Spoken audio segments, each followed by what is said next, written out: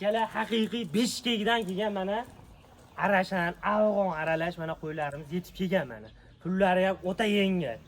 Hali mana soliq sezon kelyapti. Xudo xolasa olib qo'chqonlar zo'ri bor akalar va mashlardan olib bola olsalaring dahshat bola beradi. Bizda ko'rsating qo'ylarni. Bizda haydayda bu qarang, qo'llarida qizil. Haqiqiy esa tunjullaridan. Bu qarang. Qo'ylar bizda ko'rsating. Haqiqiy simjun. Mashnaqalardan bor. Bizda 12 ta 13 ta simjun haqiqiy afg'onlari mana.